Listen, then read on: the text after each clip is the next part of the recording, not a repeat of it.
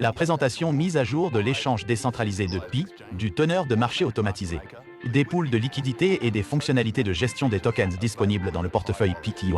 De nombreuses améliorations de l'interface utilisateur et de la qualité ont été apportées, afin que les pionniers puissent apprendre plus efficacement, s'engager et tester les outils. Toutes les fonctionnalités présentées aujourd'hui sont encore sur le testnet, accompagnant les pionniers vers la finance décentralisée à travers un parcours sûr, progressif et éducatif de découverte.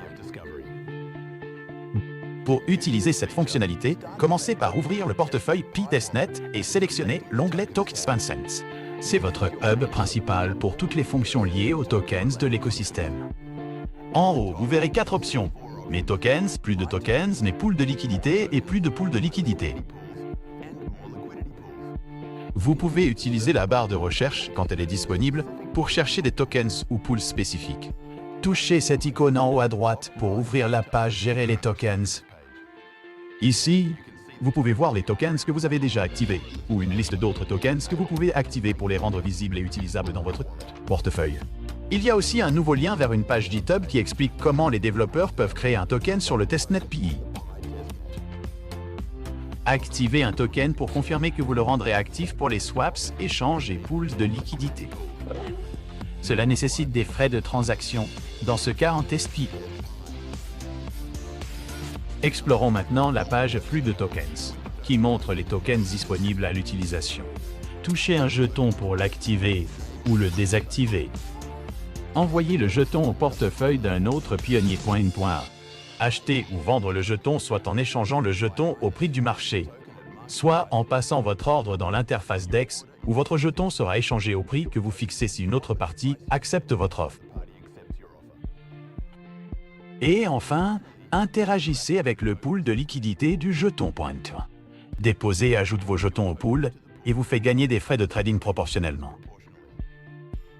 Retirez supprime votre liquidité et vous rend les jetons que vous avez apportés, ajustés selon le ratio actuel du pool. Vous pouvez voir les pools de liquidité auxquels vous participez dans la page Mes pools de liquidité.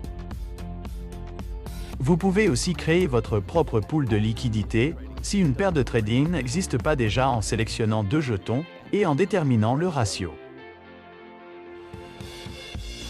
Dans la page Plus de pools de liquidité, vous pouvez voir tous les pools de liquidité disponibles auxquels vous pouvez participer.